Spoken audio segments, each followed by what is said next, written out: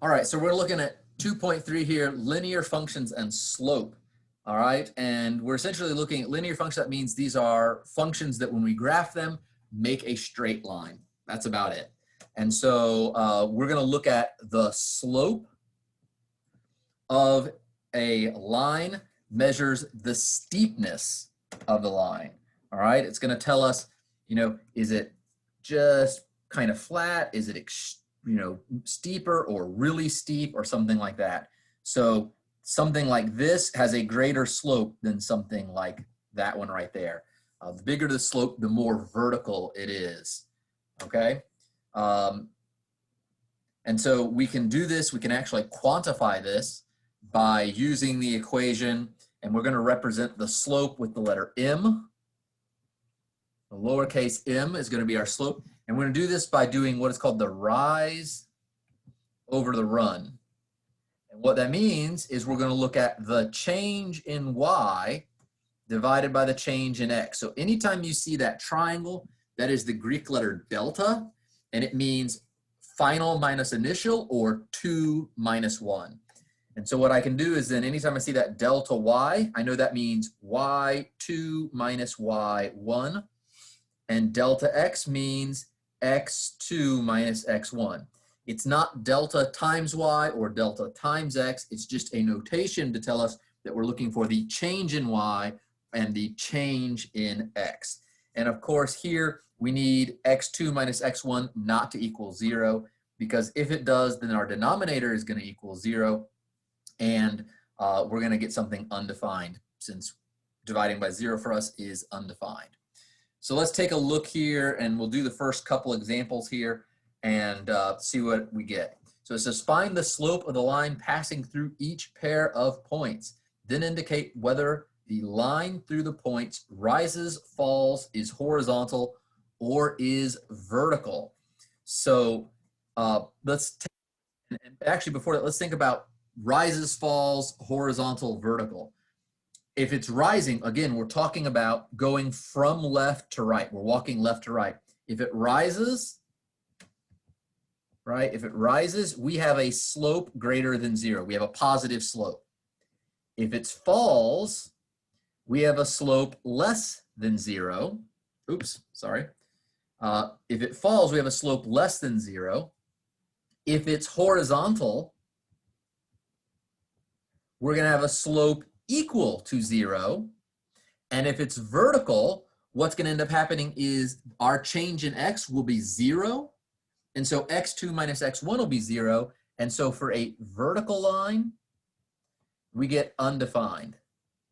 All right, that's going to be our undefined because we can't divide by 0. So those are our situations we're going to look at. Rises, we have a positive slope. Falls, we have a negative slope. Horizontal, we have a slope of 0. And vertical, we get undefined. So let's take a look at this one here. What we can do is just choose one of these to be x1 and one of these to be 0.1 and one of these to be 0.2. It doesn't actually matter which one you make x1 and which one you make x2. You'll get the same answer, and I'll show you in a few minutes here why. So let's go ahead and call this 0.2 and this 0.1. That means this -2 is x2. This 4 is y2. This -3 is x1, and this -1 is y1. Okay, and then we're going to plug it into our equation here.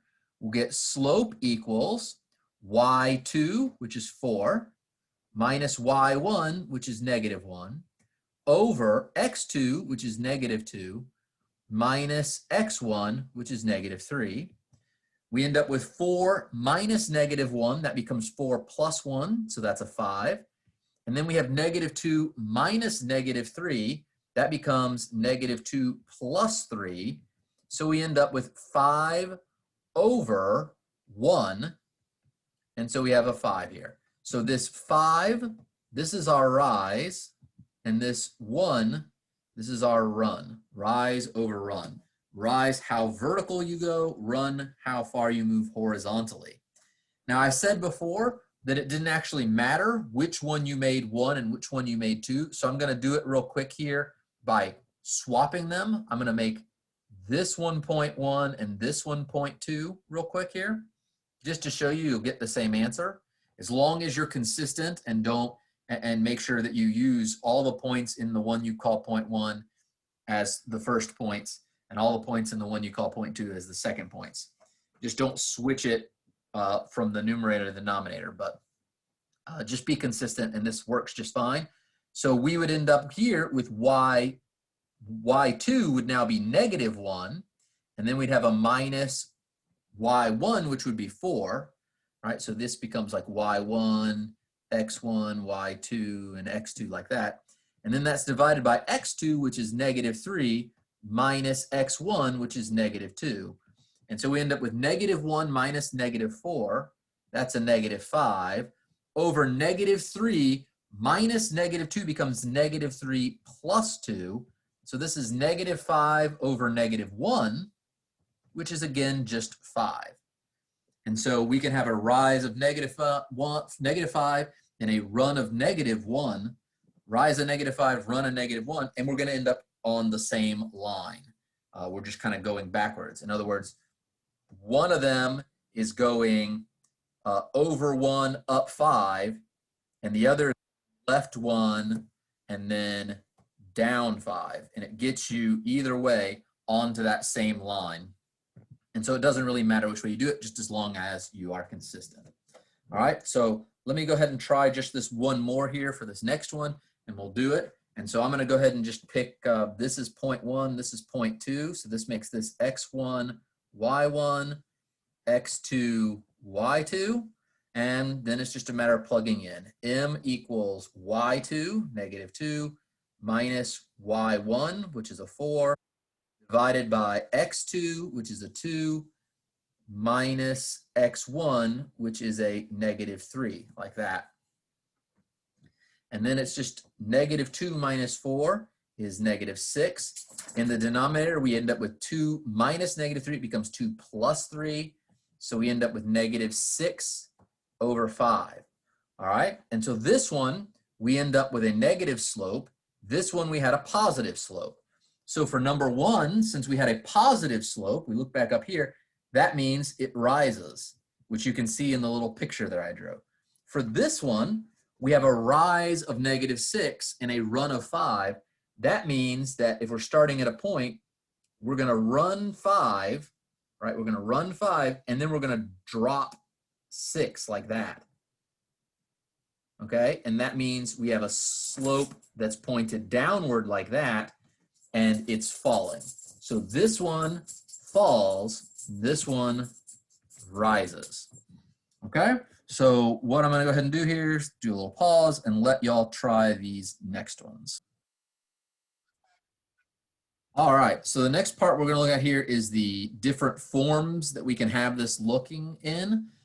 So our equations can be in these two main forms for this to work. Here, if we have a point that's on the line, so we have a point x1, y1 that happens to actually be on the line. So this is on the line. It's a point on the line. And we have a slope of m. We can actually write this equation this way. And it can be any point on the line. It doesn't matter. Y minus y1 equals m times x minus x1. If you think about this, this is exactly from our slope formula. So let me show you this real quick right below it. We have the slope equals y minus y, like that, like y minus y1 over x minus x1. That's our slope formula. All I'm doing is taking and multiplying both sides by the x minus x1 there, where we're just saying the x1 and the y1 are any point on that line. So this will cancel, and that takes us right back to the x minus x1 times m is equal to the y minus y1. So that's the only place that comes from, is basically from the definition of slope. And so we have that. And then if you rearrange this, if you actually solve this and isolate for this y, you get a new form, and it's called the slope-intercept form. And in this one, we have a y intercept, that doesn't look like a y-intercept, and we're going to call that b, and then we have the slope m. So this over here, this is the slope, this is the slope. So a slope m and a y-intercept of b, and then we solve this one for y, solve for y, and we get y equals mx plus b. All right, and that's probably the more familiar form for this. Y equals mx plus b, where you just have your y-intercept and your slope. And so let's try an example problem here. It says use the given conditions to write an equation for each line in point slope form, then convert your answer to slope intercept form. All right, so what we're told is we have a line with a slope of 4, so we can write that down, m equals 4, and it passes through the point -1, -1, 2, like that. And then we need to go ahead and write this in point slope form. So I'm going to grab this version right here. We're going to do y minus y1, so y minus that 2, equals our m, which is a 4, times x minus x1. Well, x1 is -1. And so we end up with y minus 2 equals 4 times x plus 1. All right, so it goes to the point -1, 2. So it's the opposite of what numbers are right there, is a point. So I can even read that right there and say, I know that this line has a slope of 4 and goes to the point -1, the opposite of this one, and +2, the opposite of that one. So you can even read them backwards. Now the next part asks us, after we find that, to go ahead and convert it into slope-intercept form. So I'm going to bring that up over here, and we have y minus 2 equals 4 times x minus 1. So the first thing I'm going to do is go ahead and distribute this 4 through. So I'll get 4 times x and then 4 times -1. So 4 times x is 4x, and 4 times -1 is -4. And so I have that right there. And then I'm going to go ahead and add 2 to both sides. And so this gives me y, -2 plus 2 is 0, so I have just a y there. And then I have 4x, and then I have -4 plus 2, that's a -2. And so that right there is another form of the same equation. Both of those equations will graph the same line. Okay?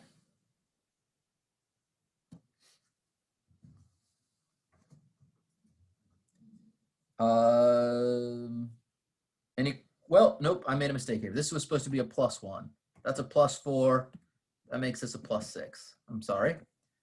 I've copied my sign down wrong. It's 4x plus 1. And so change it like that.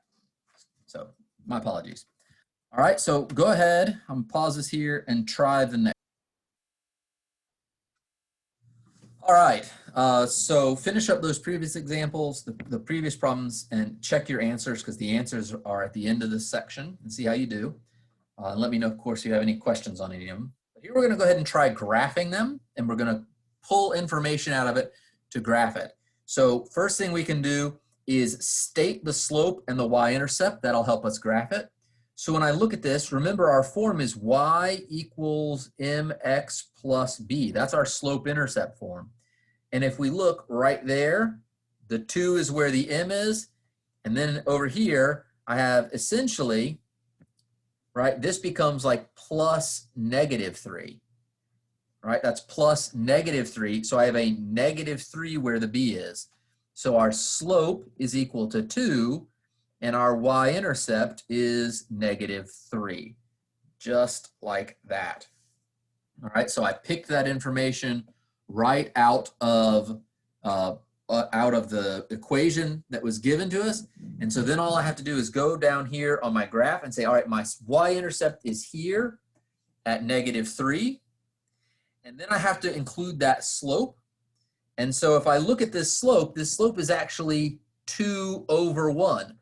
That means I have a rise of 2 rise and a run of 1. And so I look at this and I'm going to rise 2 and run 1. Just like that. That's another point, and I can therefore go ahead and connect these together like that and start to get my line. You could also notice that 2 over 1 also equals -2 over -1, as I talked about a little earlier, which means I could treat this as a rise of -2 and a run of -1, which if I do that, maybe I should do that in a different color. I'll do it rise, run, -2 over -1 like that, okay? I'm going to do a rise of -2, so I'm going to go down -2 and a run of 1 or -1. And that puts me again right there on the line. So either way that works. You can also, if you really want to get tricky with this, you can do multiples of this. You could have done like 4 over 2 because 4 over 2 still equals 2, in which case you'd go up 4 and over 2 and you're still right there on the line. So you don't have to necessarily just stick to that one. You can do negative versions of it, and you can do, you know, where you multiply the slope by something, the top and the bottom, so it's still the same number, and do it that way. All right, so what I want you to go ahead and do is try number 13 there, and I'm going to pause this while we do.